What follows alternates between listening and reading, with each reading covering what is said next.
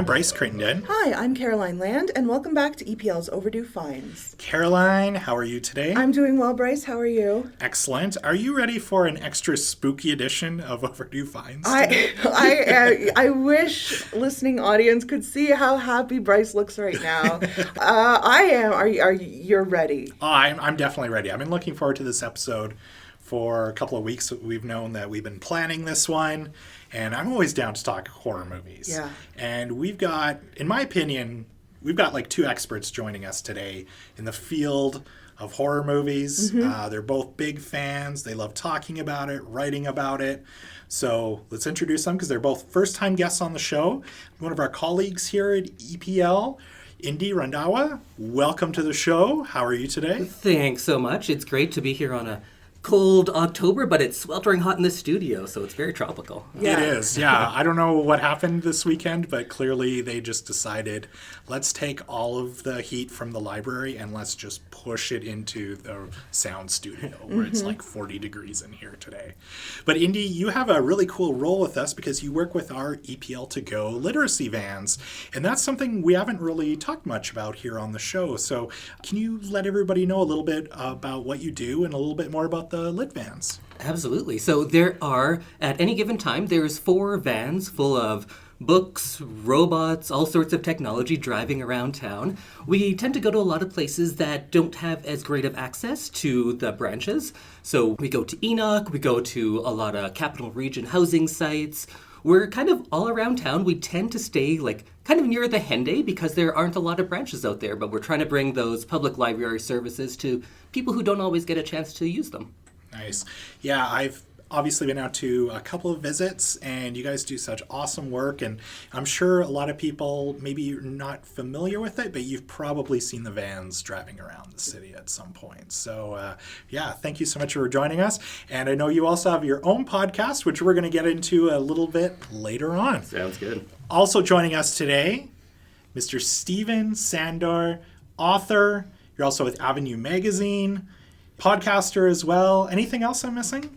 Yeah, I do a little bit of broadcasting as well, some sports broadcasting, but yeah, editor of Avenue Edmonton is probably where most listeners might be familiar with me. But yes, write some books as well, write some young adult novels, and I have a new one out right now. But yeah, I think not a lot of people know that I like to spend a lot of time away listening to very loud music and watching some really terrifying stuff. That's how you unwind after a long, stressful week of dealing with words. Nice. Well, I know I was chatting with our marketing director, Anna Alfonso, and she met with you, and then she came back to the office, and she said, hey, aren't you guys planning a horror movies episode? Because I was talking with Steven, and he's a huge fan of just horror movies, and she's like, you have to have him on. So I'm really glad you made some time today to join us. Yeah, it's never a problem to talk about things that go bump in the night or bump 10 times in the night. So you mentioned, obviously, you're an author, and you actually have a new book out called Spin Out. What's the book about? Yeah, it's a new novel. It's out with Lorimer Publishing, who I've been with for a few years. Just came out this in September, and it's a young adult, so higher teen fiction, and it's a story about video game addiction. So it's a little bit just a story about an Edmonton teen, and yes, it is set here. A lot of my books are, who really escapes a real tough family situation by immersing himself in my favorite of video games, which are racing video games, and really dreams of becoming like an esports champion. And of course, his mom thinks, what a ridiculous dream, and also thinks he's a bit weird because all of his friends she doesn't see as real because they're online. And it's really about getting into bullying online, the competitive video game dream, which I think a lot of people, let's say over 30, don't really get, but that whole esports dream of making money while playing video games, as well, just the whole idea of how much time you spend on your console at night. So it deals with a lot of things, and it was fun to write, and have another one coming out in the spring too, so been busy. Nice. Yeah. A lot of your other books take place in sports worlds and have sports and kind of those themes that young people are facing. What draws you to writing about Well, it's a world I know group. very well. Obviously, in the past I've done a lot of sports writing. I also coach. This year I was an assistant coach in rep baseball at South Jasper in West Edmonton, and I also coach a basketball team in the winter. So I spend a lot of time around kids, and I volunteer. I really enjoy that time. Yeah, it's a world I like, and I spend a lot of time around professional sports. So I understand that world quite a bit. I'm really influenced a lot by what's around me. In fact, my book that's coming out in the spring is actually entirely influenced by the summer I spent with our baseball program, and it's about playing baseball, barnstorming through the province, traveling to many small hotels with fantastic water slides in small town Alberta as you tour all summer long with your team. Well, as a big baseball fan, as somebody who played Little League growing up and traveling around even with hockey teams, you've already sold me a copy because that sounds awesome. Best water slides. Yeah. Before we quickly talk about our Overdue Finds, Caroline, I just want to quickly mention, actually to our listeners. And to me, I've been away. Yeah, so. I sent you an email. I wasn't sure if you saw this before coming in here on Monday morning, but Overdue Finds is a finalist for Best Podcast at the Canadian Online Publishing Awards. This is very exciting. Yeah, I just found out that we were one of the 5 nominees. And what's actually really cool about it is 4 of the 5 are Edmonton-based podcasts. I think that says something about the Edmonton podcasting community. Yeah, so quick shout out to those nominees. Of course, Taproot Edmonton, the Not There Yet podcast, the Well Endowed podcast from Edmonton Community Foundation. Actually, I believe this is the category that they won in last year. And we're all pitted up against HuffPost Canada. Well, Yeah. well, it's okay. It's an honor to be nominated. It is. It would be crazy if we won. Of course, we won the Canadian Podcast Award earlier this year, which was awesome too. But yeah, congratulations to all the other nominees. And I guess we will find out sometime in November. Very exciting. Yeah. All right. So let's get into it. Our Overdue Finds picks.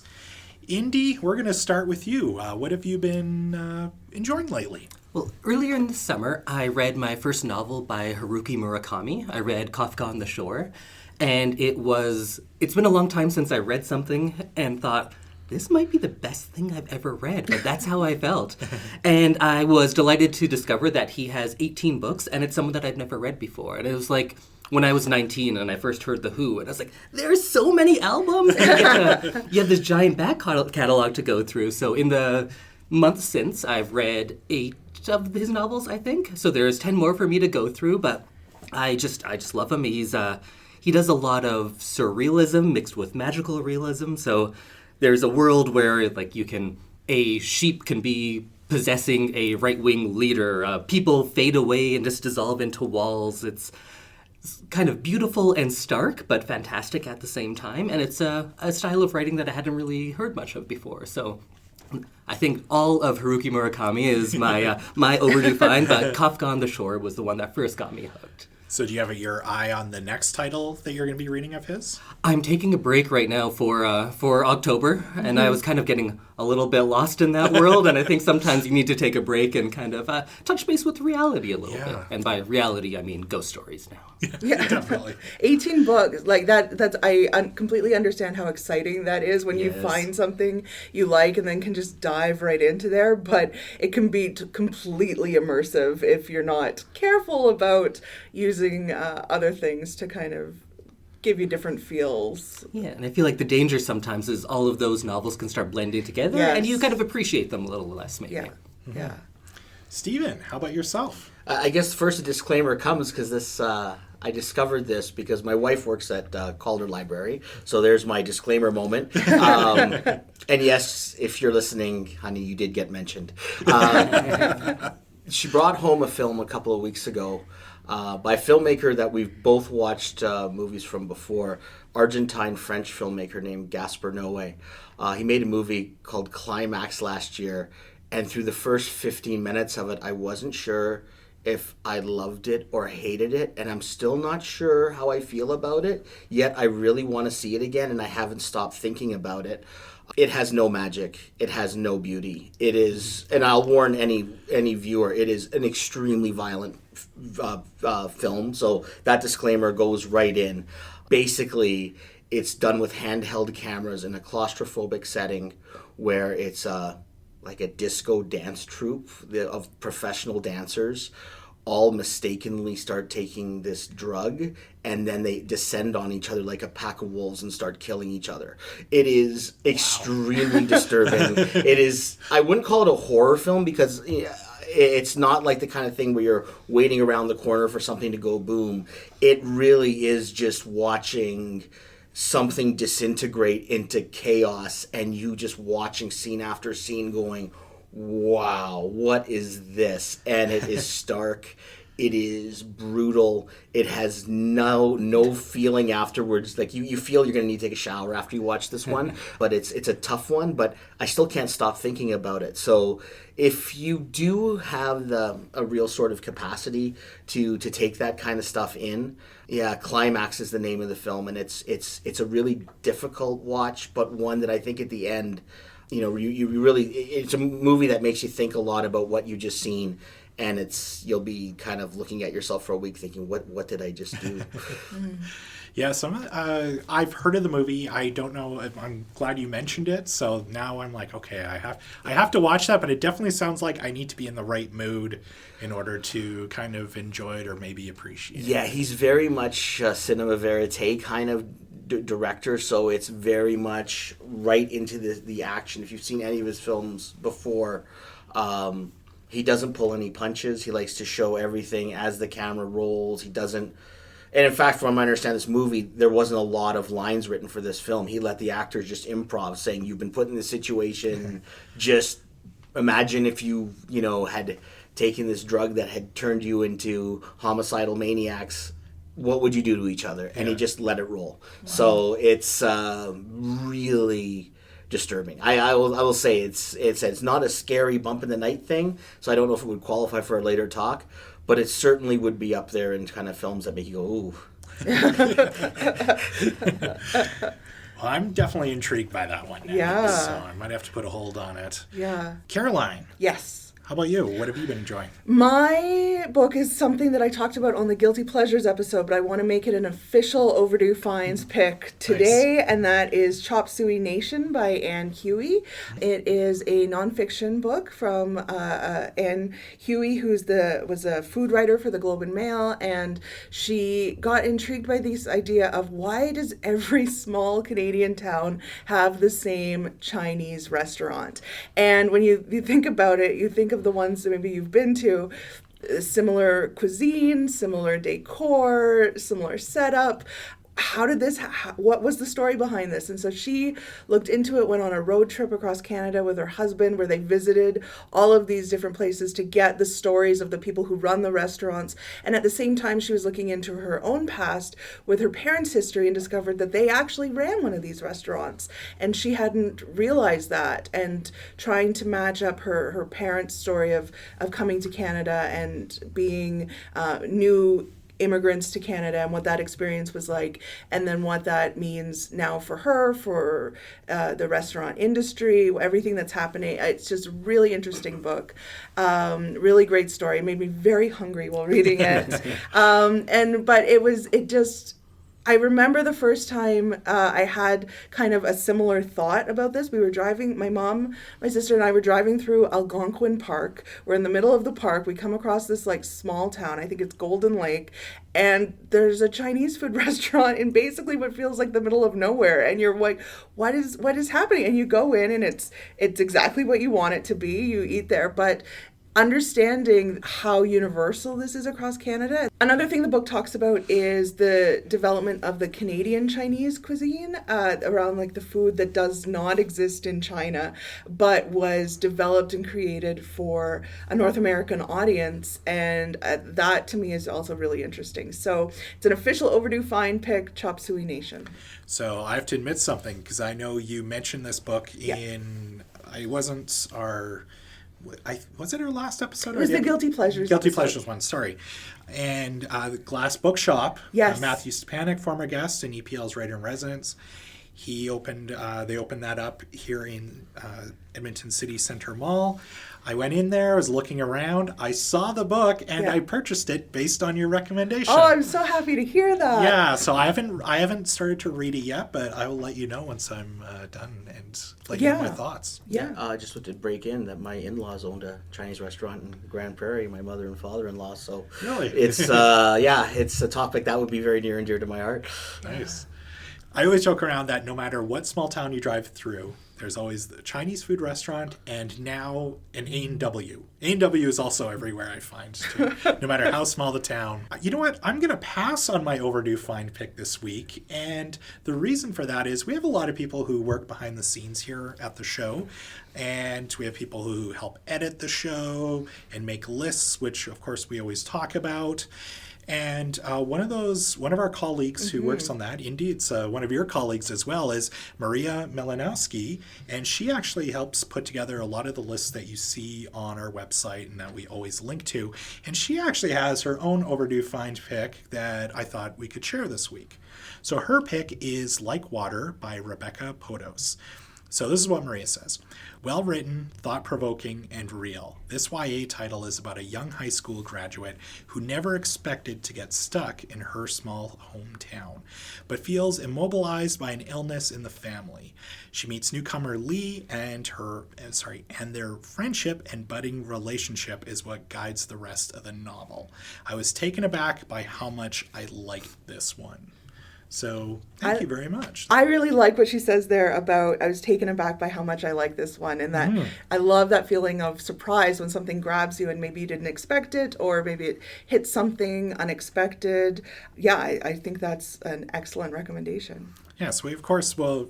Over the next few episodes, we're going to start featuring a few more overdue finds picks from some of the people who work behind the scenes on the show who have, in my opinion, way better taste in stuff than I do. I would just recommend some cartoon from the 80s or maybe a violent video game I recently played, but that's okay. It's nice to get some other picks on the show. There'll still be time for those as well. Oh, there definitely will.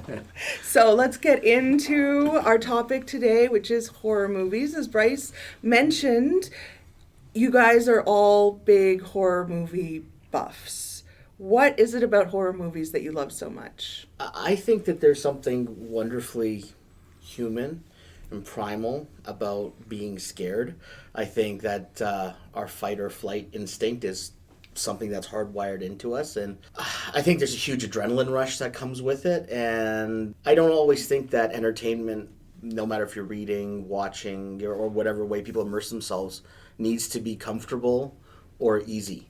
I think at times you need to sort of feel unsettled and not really good about the world once you're done with it. And I my favorite kind of horror are the kind of things that stick with you for a few days, where you're like, oh, that I'm not sure I liked how that was resolved, or like that feeling of what just happened there. And I think that that part of it just really triggers this really strong emotional response. It's kind of like eating really spicy food. People say, well, how do you eat that?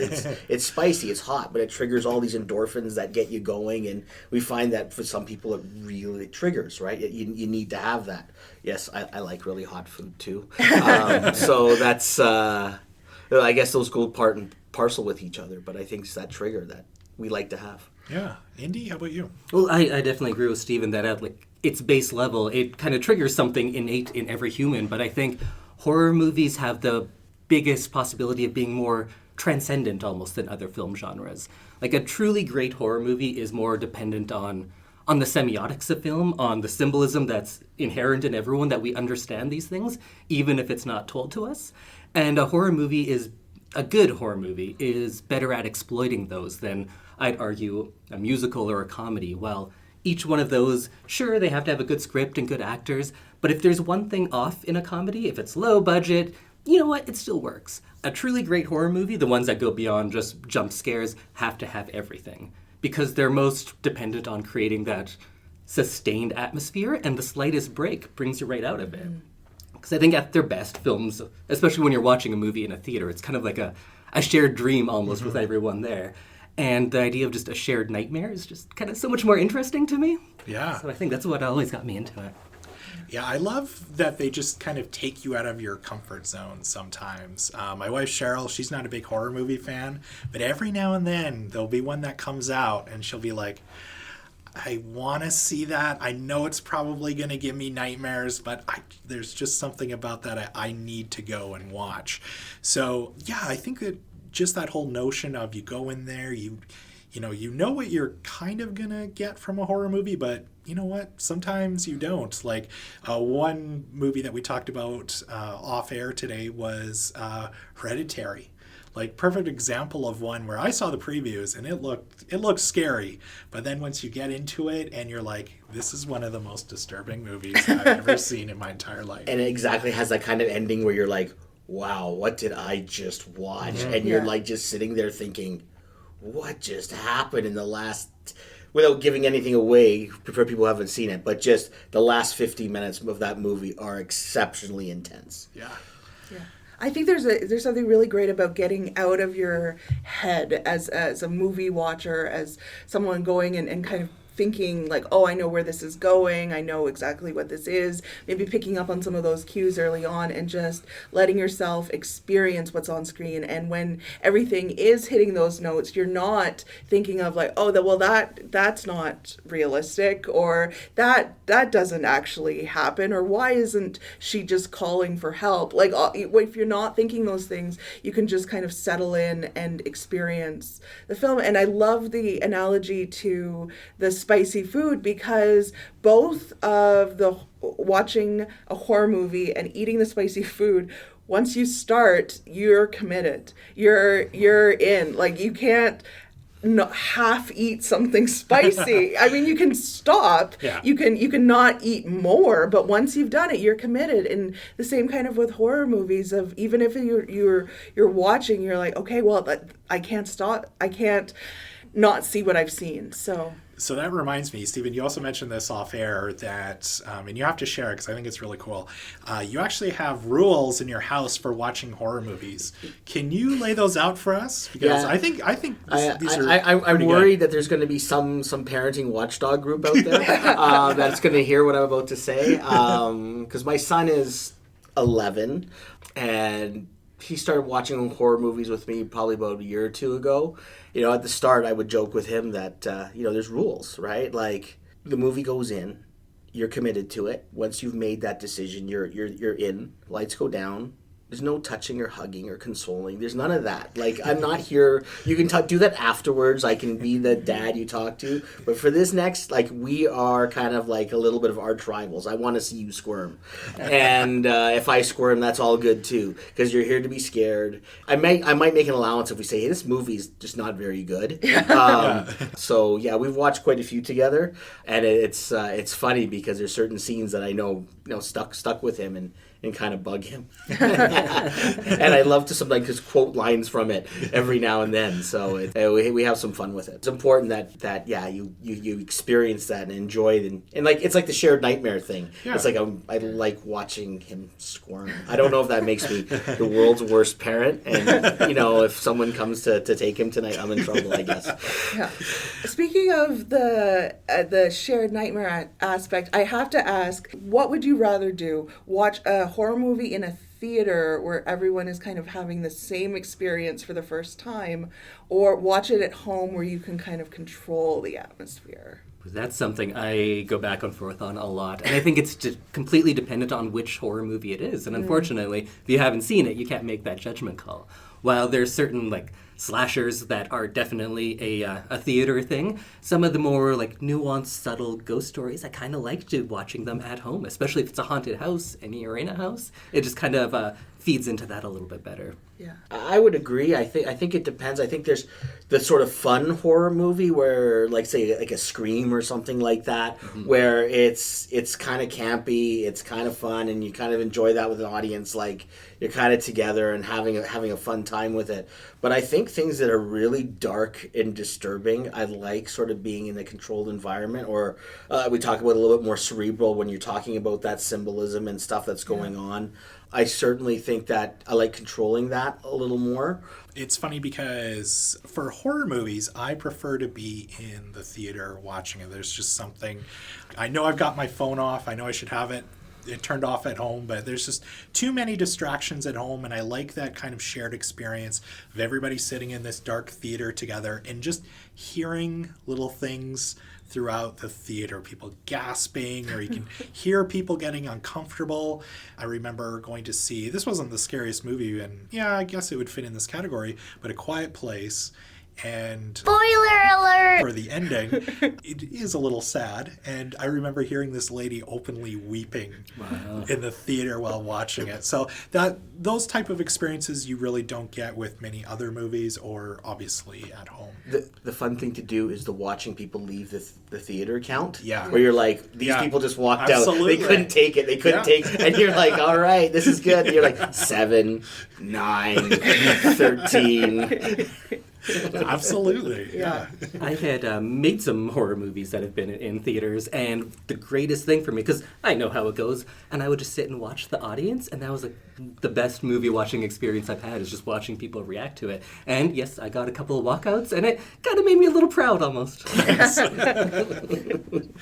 So, Stephen, you were talking about your son, he's just starting to watch horror movies now. Does everybody remember what their first horror movie was, and what was that experience like for you? Indy? I'm not sure if it was the very first one I watched, but the first memory I have is I'm from that Blockbuster generation, so just going to the store, and I don't know how we got away with it, but we would just rent whatever we wanted. So I was 7 years old, 6 maybe, and me and my best friend, we rented Night of the Living Dead and Return of the Living Dead, which we assumed was a sequel. It's not, if you're out there. It's kind of a play on the same sort of thing. But we watched them at his place, and it was something so new and so shocking, and then at the end of the night, I had to walk home. And it was dark, it's October, and I'm 7 years old, and I was just scared. And I was looking around every tree, and there was something in me that was terrified, and then also this is pretty awesome, and I want to do this again. The very next weekend, we made our first horror movie. It was a play on a zombie kind of thing. Wow. And then we kept making movies to this day, really. That's cool. Yeah. Stephen? When I was, I think, about 7 or 8 years old, my parents took me to a Disney movie called The Black Hole. Now, I know it's available here. Yeah. It's super campy, but this was the time that Alien was coming out. It was the late 70s. It was the time that Disney decided it was going to be gritty and cutting edge. I did not know this. My parents did not know this. This was a day before the internet where people would have discussed this very easily. We were like, whoa, look, this movie set in space. It's probably like these happy band of adventurers, and it's going to be a Disney thing. And if anyone's seen the movie, it does not have a happy ending. It has a very scary robot that chases around everyone and kills people with its giant egg beater arms. And of course, at the time, it was kind of a sort of hit.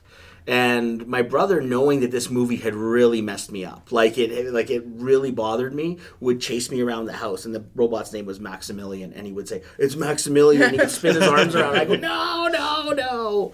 So if you're listening, Pete, I remember that, and I'm scarred by it. I might not have said that. I might not have admitted it 30 years ago, but I admit it now. Or if you want to have an introductory horror movie for your kids, it's to get them into the whole thing, because it can kind of sneak up on them. I don't know. Maybe nowadays kids will be smarter than that and say, "Oh, this is pretty campy and whatever," but that movie really bugged me when I was 8 years old. Yeah. I remember seeing the ad for that movie. My parents would rent us Disney movies, and on all the VHS tapes, that would be one of the, it was that and Condor Man would always be the preview at the beginning. And yeah, as a small kid, I remember Black Hole. I was like, I want nothing to do with that movie. But now I have to go back and check it out, clearly.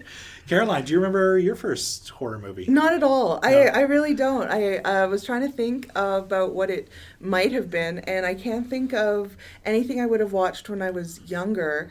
When I really kind of became aware of it was in the post-Scream, late 90s, teen, heartthrob, horror Resurgence. yeah. And so that with things like I Know What You Did Last Summer, Disturbing Behavior, The Faculty, Halloween H2O, that was a time when I was more aware of who was in the cast than what was happening in the movie. But I think that was kind of my foundational horror experience. Yeah.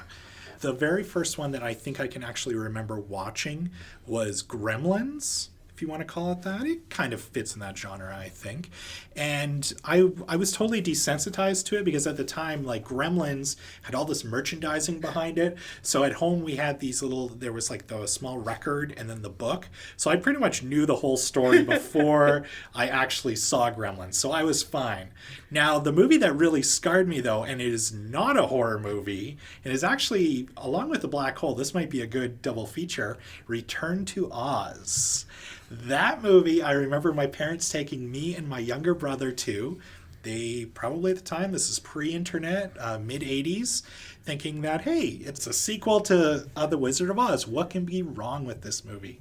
Well, there is a ton of creepy stuff happening in Return to Oz. So if you haven't seen it before, watch the trailer for it, and there's these creepy guys on wheels, and there's all these weird heads in jars, and it is just totally different than your Judy Garland Wizard of Oz movie. But that was the one I remember us leaving, like walking out of the theater when my parents took us to go see that. Because it was too scary? It was too scary. Ooh. And I can testify that it is a terrifying movie. I've Yeah. seen it as an adult. It's scary. It's weird and bizarre, and Dorothy's getting electroshock treatment. It's disturbing in a lot of ways. I honestly haven't seen it probably since I was like 5 years old when it first came out, but that's like a movie that I know has scarred me to this day. Of like I still have those images in my head. Maybe I'll be brave enough one day to go back and watch it again. So, Indy, when you emailed us about this episode, you mentioned some of the subgenres of horror. Can you tell us a bit more about those and maybe share your favorites from each? Absolutely. Like someone asking me to talk about horror movies. This is my dream. Well, let's start with the slasher, because everyone knows the slasher. And a lot of the times it gets simplified as it's a type of movie where teens get punished for their sexual exploits. There's a lot of blood, but there's a lot more to them. And at their best, there can be so much more complex than that. And I think my favorite is probably the one that really started it off, the 1978 Halloween. There's been a lot of Halloween since, but I still think that one holds up the best because it plays as a much more of an extended metaphor. It's Michael Myers is kind of a take on the 1970s America, the post-Vietnam War, where people have kind of lost all the trust in the institutions that were used to keeping them safe. In this case, the medical institution, the parents, the police force are all failing. And Michael Myers is the 70s. The 60s are over, and Michael Myers is here, and no one's safe. And that one still really holds up. It's available from Blu-ray and DVD at the EPL, so check it out. What better time than right now? Yeah, absolutely. I have to ask, I assume you've seen it. What did you think of the latest version that came out last year from Blumhouse? I liked it quite a bit. It's also called Halloween, so Yeah. it can be a little confusing. And it takes place 40 years after, but it takes place as if Halloween's 2 through whatever never happened. Yeah. So Laurie, played by Jamie Lee Curtis, is scarred by what happened to her, and rightfully so, and she's lived her whole life in fear of it.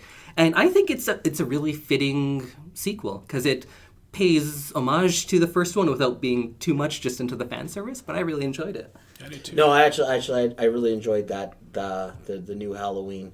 Not because Jamie Lee Curtis is the queen of horror cinema, but I always like that sort of going back. If you're going to say, "Wow, this person's been through this traumatic experience," they're not going to be okay.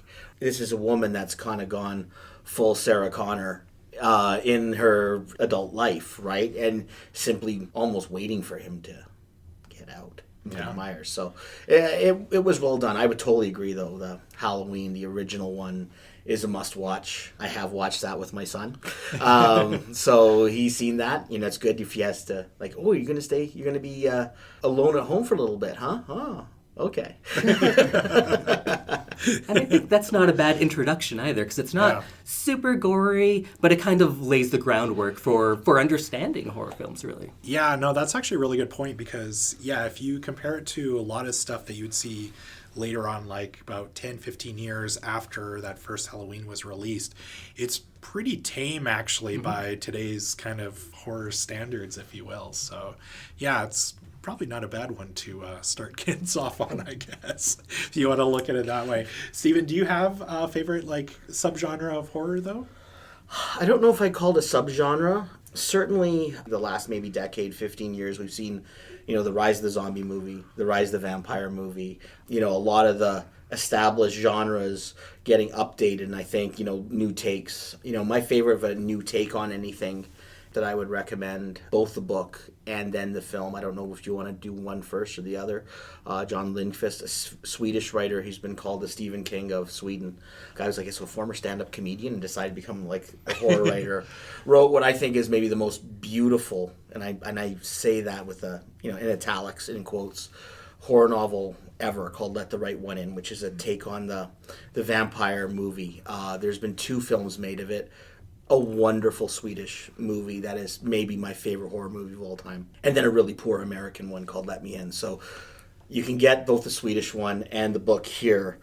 It is a take on the vampire story, but in a very, very different way. It deals with a teen boy in a very stark Swedish suburb of Stockholm falling in love with the vampire who lives next door, and it has so much gray area in it in terms of who you think is a hero, who's not a hero, because said vampire has to depend on the kindness of others to survive, because it really is just a teenager. Someone's been trapped as a teenager for hundreds of years.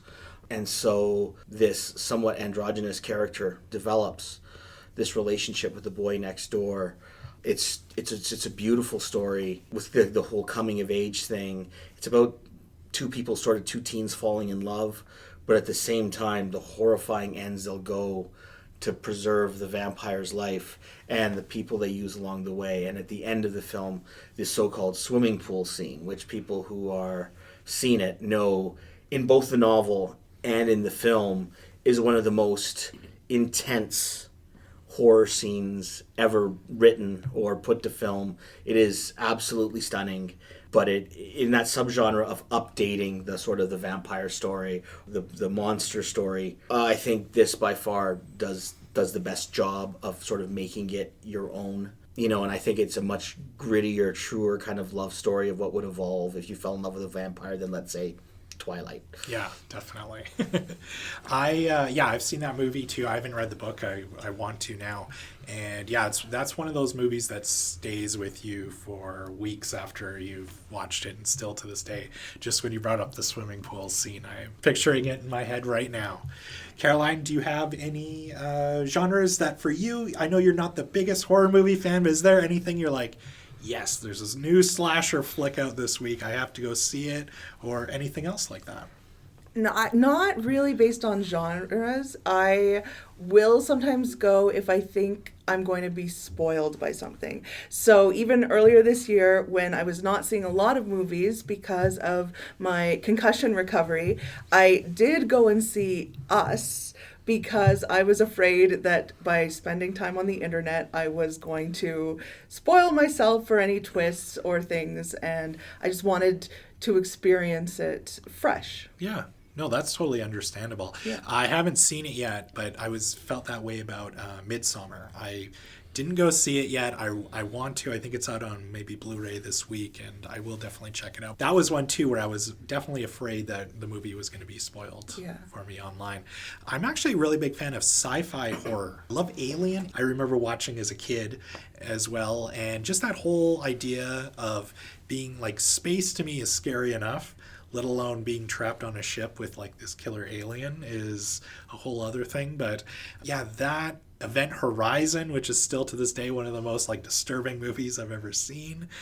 Yeah, sci-fi horror, I'm a really big fan of that. So one of the things that I really love about watching horror movies is there's a lot of times the good ones try to avoid these, but there's always some tropes. So from camp counselors to exploring dark areas by yourself. Does everyone here kind of have a favorite horror movie trope that kind of brings a smile to your face whenever you see it happen? I don't know how many people in the world can buy an old house that was or inherit from their grandma who was kind of into witchcraft, or it's oh no, there was only 8 murders in this house, it'll be fine. Yeah. And it's a fixer-upper. We got we got a great deal on it. It's always oh, this old house, the haunted edition, right? Yeah. I think you talked about that some of the haunted house movies fail. So many films are, wow, well, why'd you want to live there in the first place? So I think that trope is always kind of funny to me.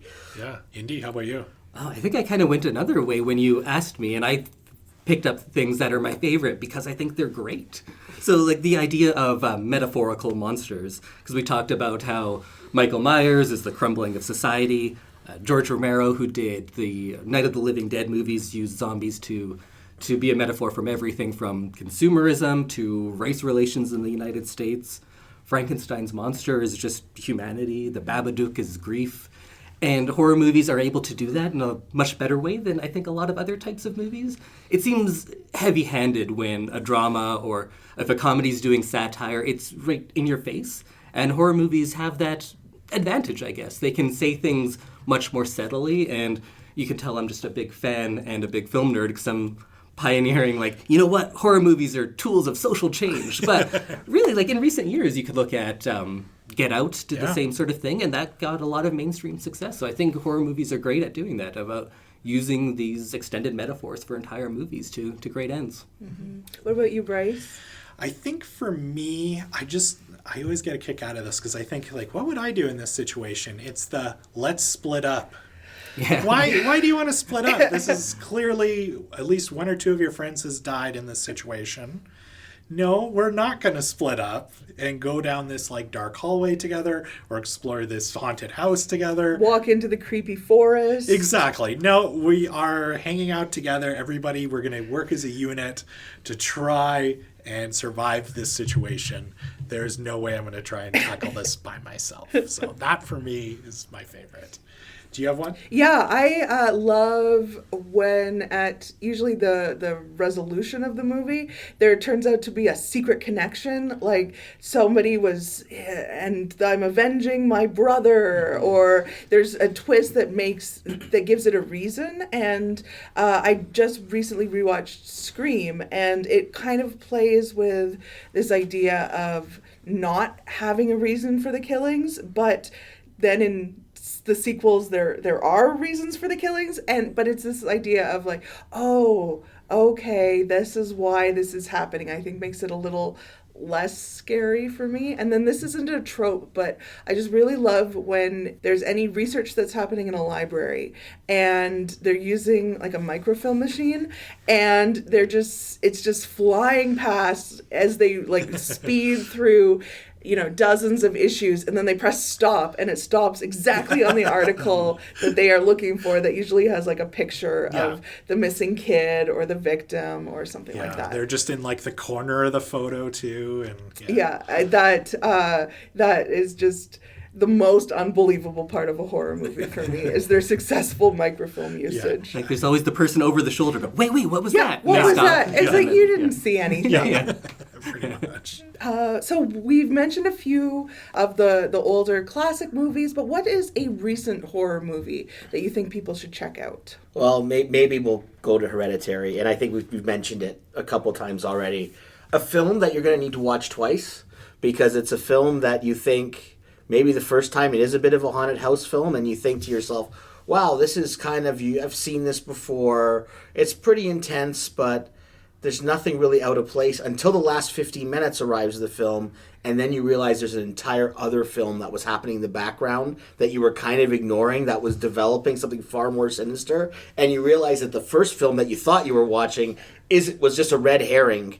Throughout the whole thing, they can't give you a false sense of, oh, I know what's going on. I'm in control of the situation. And the last 50 minutes, and then you watch the movie again, and then you see the groundwork, the meticulous craftsmanship that went into seeing this whole movie develop in the background, because you're not really watching it closely, understanding there's something else far more sinister going on. Yeah, definitely a film that once you get away from the first time, you're like, what the heck just happened? And you're really not sure what to make of it until the second time you see it, because you then kind of know what's going to come at the end, and then you see the groundwork that was laid. Very intense. I saw that movie in the theater. A couple of people did walk out, But yeah, those of us who were left watching it were just like, you could hear a pin drop in that whole theater. It was amazing. I also saw it in the theater, and I remember that was one of the movies where sometimes I'll just like look at the other people in the theater, being like, "Are we seeing this? Like, are you seeing what's going on?" I would never say that out loud, and interrupt the movie going experience, but it's this sense of what's going on. Yeah. Indy, how about you? Well, maybe I'll just echo the same thing and go a little bit more recent. The same director, I believe his name is R.A. Astar, did a movie called Midsummer, which I was lucky enough to see the director's cut in the theater. And it does run around 3 hours, which is a bit tough. But I didn't feel like it dragged. And I'm not even sure it's really a horror movie. I'm not sure I really loved it. But I definitely still recommend it. Because like Hereditary, it's going to be polarizing. People are going to love it or they're going to hate it. But I prefer that to a bland movie. And his movies are definitely not bland. He's taking a stand. He's trying things. Whether you think he succeeds or fails is up to you. I think it's a successful movie. It's, again, you can tell that what kind of a nerd I am, but I think this one is also an extended metaphor for a relationship. You can see the symbolism of like a real homogenous society like Sweden coming forth in this. And I haven't seen a good folk horror movie in years and years. It was a kind of a subgenre that was big in the 70s, but we don't see too much anymore. But Midsummer, if you can see it, it might still be playing at the Metro, but I believe it should be coming out on DVD and Blu-ray very soon. So check it out. It's something different. If you want to try something different, go watch it. Nice. I'm really looking forward to that movie myself. It's that's when, as soon as it's available on demand, I'm definitely watching it. So, Caroline, how about you? Is there something recent that you've seen that you can recommend? We talked briefly about it. I think Get Out, if people haven't seen Get Out, to check that one out. It's another movie, maybe less now because it has gotten a lot of mainstream press, but where the movie you think you might be watching turns into a very different movie, and then it turns again, and just the what it has to say about modern society and race and class and everything, and even the ending. Like, I still think about the ending, and I've heard a couple different things about it, and just think about how everything played out, and I just keep coming back to that. And then the other one, if I can have two, would be It Follows. Oh, yes. Which is one that I quite enjoyed. And it has another one of the things from horror movies that I really like, which is slow things are creepy. And if someone is chasing you, sure, that's scary. But if someone is walking towards you really slowly, that is terrifying, because there's just this like confidence in their ability to like harm you. And this, I think about this one a lot, because in It Follows, when you're being targeted for death, you see someone who no one else can see slowly approaching you.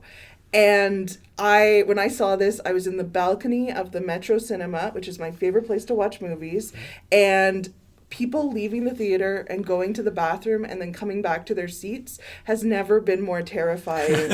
Because you're watching this movie and then all of a sudden somebody slowly walks up the stairs and you're like, are other people seeing this? This is okay. I'm fine. I'm not gonna die. And I didn't. So, but yeah, It Follows was a really scary movie.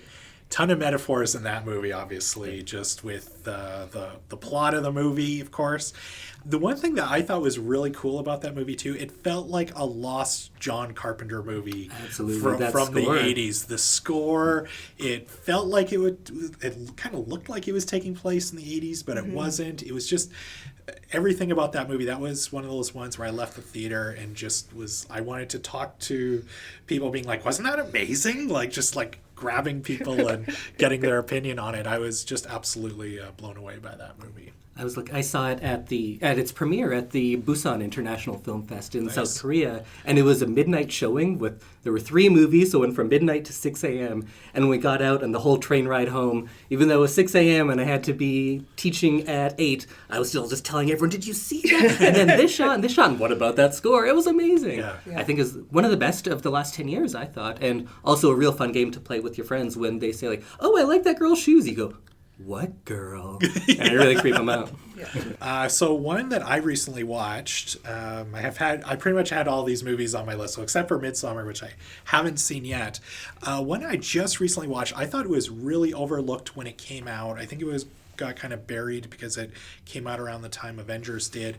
It's a movie called Brightburn. And not a lot of people have seen it, I don't think. But basically, everybody knows the origin story of Superman. How, he comes from Krypton. His pod crashes in Kansas, and Martha and Jonathan Kent, of course, take him in and raise him to become Superman. But what if, though, that instead of becoming Superman, he becomes this super villain instead? So basically you have this teenage boy, he's going through all these emotions, and he is absolutely losing it. So they're trying to kind of contain, really, Superman, but he's evil, and at the age of 13. It's a really cool movie. I think it was overlooked by a lot of people. I think it got mixed reviews when it initially came out. But if you're looking for something different, kind of does fit within that sci-fi horror, which I'm a big fan of. I really enjoyed it, so check it out. It's called Brightburn. In the movie, do they talk about Superman? Is he Superman, or is it what if a guy came to Earth in a pod? It's pretty much Superman isn't Wink. brought up at all. Yeah. Pretty much. Okay. Yeah, it's just kind of we don't have the rights to use Superman, Right. so we're gonna change this up just a little bit. Right. Yeah, But, DC Comics themselves have done that a couple times, where they've done the what if the ship wouldn't have crashed in Kansas. Red Sun, where it's what if he would have become a truth and the Russian or the Soviet way, right? They would have turned him to a Soviet super soldier, or what would have happened if the American government had got to him before the Kents did. They've done that thing before. So the whole what if Superman thing is a fun, almost a trope into itself, right? What if that ship with the superhuman baby had crashed here, or was found by these people first, or had done, different permutations. Yeah. But they've had a lot of fun with that. So I look forward to seeing that. Yeah, it's not going to win any awards, but you know what? It's a really entertaining 90-minute movie to throw on him. You know what? It's a perfect one to watch with your son, actually. Yeah. There you go. I think he'll really like it. So before we wrap up today, I'd love to know, what's everyone's all-time favorite horror movie? We're all big fans of them here. So, Steven, I'd love to get your take. I'm probably going to echo something you said earlier. I can watch Alien anytime it's on. And I think it's that how isolated and alone you are, and as their crew's getting picked off one by one, and you realize it gets down to 2 or 3 people left on that ship, and it has all that tropes, why are you going to go in alone and hunt the alien in the tunnels? Oh yeah, with your little gun of little flame gun. Oh, that's going to work. Yeah. And I just love the way it's shot, that it doesn't feel dated, even though it was shot in 1979, 1980. It's a film that in a lot of ways it's like Kubrick in 2001, where you feel that this is what space is going to look like, and it doesn't matter this was shot before CGI, before all these effects. It really just feels lonely and stark, and this is what space would be like. It wouldn't be like the Enterprise, a crowded ship of friends. It would be 7 or 8 people who are exceptionally lonely, just want to get home, and now are faced with this crisis situation. I just love it. I think it's done so well. Fabulous movie. Absolutely. One of my favorites, too. Indy. I think I'm going to go with something that won't surprise anyone in The Shining. I think The Shining is virtually a perfect film, let alone a horror movie. It's a masterclass in directing. It pays attention to literally every single thing that you see on screen. It's put there for a very good reason. And I think it does a great job at combining 2 elements of horror. One in an ambiguous, unknowable evil, something that's there, and because it's so unknowable, so unknown, so foreign, you can't really get a grasp on it, and that's what makes it so scary. But it combines that with something so familiar in a father, the threat of domestic abuse, which is so at someone's core and so familiar, and the dissonance between those two, it plays in a very interesting way. And much like Alien, the isolation that Kubrick creates in that movie, he just gives everything a chance to breathe. He allows that tension to build. And I think a lot of audiences today might think, oh, it's so slow moving, nobody's getting killed. But I think the threat of something is so much more gratifying type of horror than than just people jumping up from behind every corner. And then you can always read in so much symbolism into that movie. Yeah. In fact, there's a whole documentary called Room 237, which has all sorts of very insane fan theories and a lot of very clever ones too. Maybe a couple of very clever ones. But both The Shining, the book, the audiobook, and Room 237 you can all get in our catalog now because we love The Shining at the library, apparently, and for good reason. And on this podcast. Yeah, we've talked about The Shining Yeah. quite a bit on the show, and I can't recommend it enough either. Caroline, how about you? My all-time favorite is Black Christmas, the original from the 70s, which is a slasher who is terrorizing a sorority. I like the movie, but more than that, the experience of me watching it. I did my undergrad at the University of Toronto, which is where it was filmed, and the residence that I lived in was one of the shooting locations for the sorority, and there was nothing like watching this in residence and then like this group of like terrified teenage girls trying to like discover secret murder closets after watching it. Was just an incredible personal memory. But even if you didn't live in the murder house, I think that the movie still stands up. There's a remake coming out this Christmas from Blumhouse. Same people who did the recent Halloween movie. Looks interesting. I know it won't quite be the same. But, but I will check that out. Nice. So mine obviously is The Shining, but one other one I want to give a shout out to is John Carpenter's The Thing. Mentioned obviously a couple times already. Love sci-fi horror. To me, like, there's so much awesomeness going on in this movie. You have the score, of course, from John Carpenter, Kurt Russell, Wilford Brimley. It's an amazing cast of actors that you might not recognize their names, and once you watch the movie, you're like, oh yeah, I remember this guy from that, or that guy from this other movie. And just the whole notion of they have this alien virus. Somebody in the campsite is infected by it. You have a little bit of cabin fever setting into this Antarctic outpost where all these scientists are working. There's so much amazing stuff going on with this movie. It's one of my all-time favorite movies in general, actually. Anybody else a fan of that one? Oh, it's a great ending too. The fantastic ending. A little bit ambiguous at the end. Yeah, I love that film. It's one of my favorites. I recently got the Thing board game from Mondo. Has anybody played it yet? No. So it's awesome. You have to play with a minimum of 4 players. So what it is it's just like the movie. Now, one of you while playing it is infected by the alien virus. But the whole point of the game is everybody has to work together to try and get rid of this virus. But meanwhile, one of you has it, and you're trying to kind of work together, but at the same time, you also have to sabotage the other players while playing it. It's awesome. Great way for your friends or family to get mad at you while playing a game. That sounds fun. Yeah. So before we get to our roundtable questions, Bryce, what's coming up on our next episode? Yeah, so did you know that November is National Novel Writing Month, or NANOWRIMO as it's called here? So to chat about all things NaNoWriMo is official friend of the show, Kate Gibson, who's making her 9th appearance on Overdue Finds, and new Capital City Press featured writer, Premee Mohamed. And so they're going to be on to chat all about NaNoWriMo, or National Novel Writing Month, and how you can participate. And Caroline, you're actually a really big fan of this month, aren't you? I am. This has been a really great way for me to get a lot of ideas out of my head.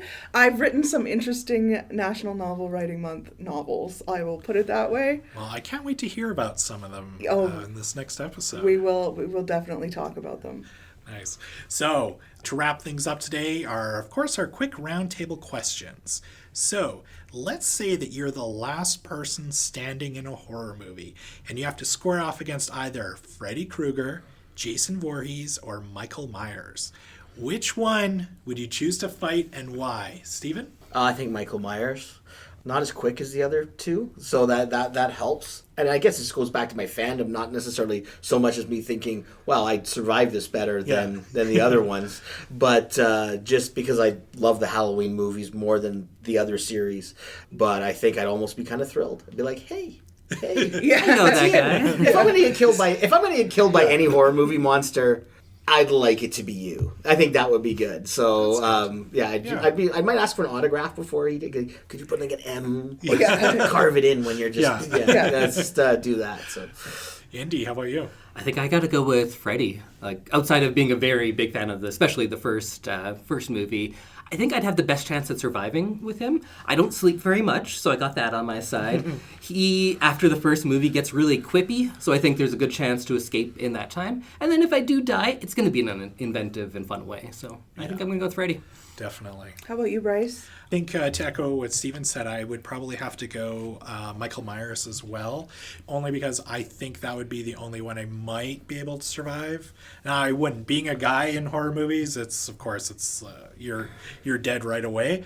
But he's kind of a little bit, well, he is more human than the other two, obviously. So I think that would be the one where I would, if I had to square off against anybody, it would be him. Caroline, how about you? Yeah, I know this is a total cop-out answer, but I just cannot imagine a world where I am the last person standing in a horror film. Like, I honestly tried, Bryce. I really tried. Yeah, I think you'd make it further than you think. I can't run very fast, and there's a lot of, like, trying to get through, like, windows or narrow openings. I think I would reach a point where it's like, you know what? I've had a good life, and it's time for someone else to defeat this person. So I just couldn't choose. Couldn't choose? No. Well, can I throw out a suggestion? Please. Only because he hasn't been mentioned, and that was Jason Voorhees. Okay, I'll take Jason Voorhees. Yeah.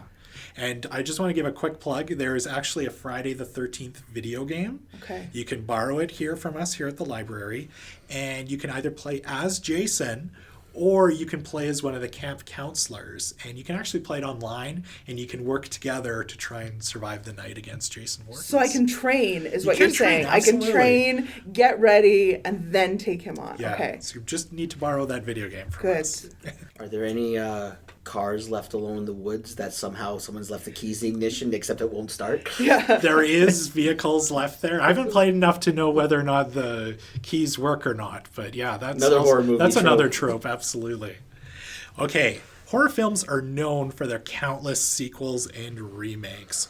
So, if you could make a sequel or remake any horror movie, which one would it be? Indy, as a filmmaker yourself. As a filmmaker who knows my limited abilities, I would not choose anything that I like. That's the hard thing, because there's so many movies that I wish I had made, and I wish I had a chance to work on them, but I know full well I'm not doing it nearly as well as any of them. So maybe it would be something like The Changeling, which was not the Angelina Jolie movie, but the George C. Scott movie, which is a Canadian production as well. And because then if I remade that and I wasn't good at it, people would be like, oh, what's this based on? And then they'd go watch the old one, because I think not enough people know about that movie. Nice. Yeah, that's how I agree the same way with like remakes especially. Should never be remaking something good. Yeah, there's no need for it. Let it be. Steven? I'm actually going to take a TV series, not a film. Okay. Even though the 10th season just started, I would love to redo The Walking Dead from the beginning in a way that's much truer to the comic book. Now that the comic series is done, we know how it ends for the people who've been reading the comic series for years like I have. We all know how it ends, and I'm sure that the graphic novels and books are all available here if people want to catch up. Mm-hmm. There was things in the comic that were too terrible to even put on television, even for a show that tends to get away with a lot. There are a lot of things that were in the series that they decide we're not going to go there. The other thing being, as a television series, you're a slave to contracts. You're a slave to people saying, hey, I have a creative thing that I want to do something else, so you have to write me off the show.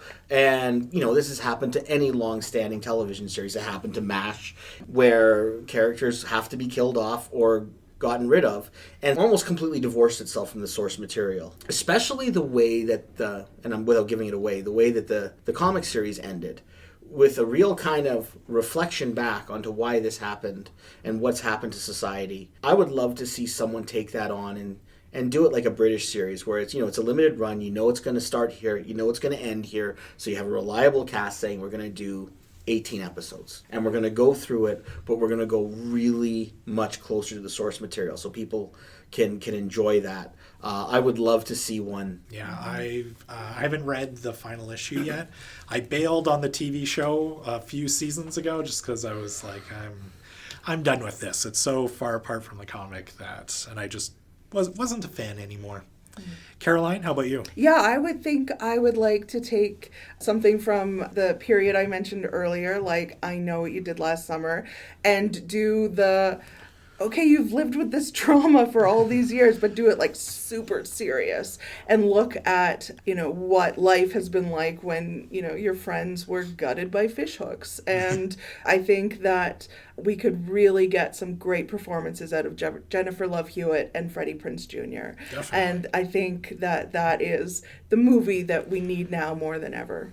Maybe National Novel Writing Month. You can start to just develop the story for it. I think it's there. Laugh, but I'm not saying no. Oh, I will geez. read that. That sounds pretty good. For my pick, I think this is probably in development, maybe. I think I've heard some casting rumors. Stephen King's The Stand. There was a TV movie from the mid-90s I liked as a teenager. It hasn't aged very well, so I would love to see it kind of recast and just kind of make it very true to the actual book, and maybe a Netflix series or something like that I think would be perfect for it. Thank you both so much for joining us today. I've had a really great time listening about all these movies. My list of movies to watch has grown exponentially, and I can't wait. Indy, where can people go to learn more about EPL To Go? Well, you can go to epl.ca/EPL2, the number 2, GO, and find out where we are at any given day. We might be doing Sing, Sign, Laugh, and Learns in a bank. We might be in a community center, and that's not an exaggeration. We do go to banks and community centers that aren't in use. We are in schools. We're wherever we can go. So hopefully there's something near you. So check us out, and maybe we'll see you out in the world somewhere. And we teased this at the beginning of the show. You also have your own podcast. I do. What's it about, and where can we listen to it? So my partner and I have very, very different tastes in everything in life, really, but we focus most on movies. So we take turns bringing something to the other, something they don't like or think they won't like, something that they've never seen. So she's gotten me to watch things like Bring It On, Bride Wars, Titanic, which I'd never seen until last week. Wow. And then I got... Caroline looks really disturbed. I know. I was not expecting last week. That is a new watch. You know what? Pretty good, actually. I've never seen Titanic. Really? Whoa. Yeah. This is pretty pretty good. interesting It's episode. Yeah. And then I got her to watch things like Dog Day Afternoon, Blade Runner, and for our Halloween episode, it's going to be The Shining, which she's never seen. Oh. And it's going to traumatize her. It'll be fun. Definitely. I'm gonna have to. Sorry, and what's the name of the show? Oh, sorry. I should probably say the name. Yeah. It's called I Love This, You Should Too. So you could search it on whatever podcatcher you use. We'll be out there. Give us a listen. Perfect. So, Stephen, thank you so much for joining us today. At the beginning of the show, we mentioned your new book, Spin Out. Where can people go to find it? The book launch event is going to happen at Audrey's on the 20th of October. The book's already out, but we're waiting for the school season to start to get in swing and stuff. Find that you don't want to be doing your book launch like late August, early September. Not really a good time to do them. So October 20th, the day before Election Day. So that's happening that Sunday at Audrey's. I think early afternoon. And you can get that and some of my other books here at the library as well. So got that worked on. And then another book coming out in the spring called Easy Out. I know they both have out in the title. And we talked about Get Out, and we talked about Get Out today. So so if you don't remember the titles, just think of Get Out, and then there's Spin Out, and then there'll be Easy Out, which is a book that I wrote, as I said, coaching rep baseball in the summer, or assistant coaching, I should say. As assistant on the team, and some of the experiences from that season really informed this novel, which was written literally in small town Alberta hotel rooms, it just chapter after chapter, and it had to get put together pretty quickly to be out. If people understand what book schedules are like, to actually have something out in the spring that you wrote the summer before, that's a pretty accelerated pace in our world. So We'll see how that comes out. Well, I'm looking forward to reading Easy Out and the new one, Spin Out It. They both sound awesome. Yeah. So we hope that you've enjoyed today's episode. If you haven't yet, we encourage you to subscribe so that you automatically get new episodes. Please also leave us a review on Apple Podcasts and tell a friend about the show. Yeah, please do. And don't forget, of course, we're going to have a list of all of the awesome horror movies that we talked about today. So, you know what? Maybe you haven't seen The Shining yet, just similar to Indy's partner. So definitely go check that out and some of the other horror movies that we talked about. So if you want to share your thoughts on this episode, please email us at podcast@epl.ca or hit us up on Twitter by using the hashtag EPL Overdue Finds. Thank you for listening, and we'll see you next time.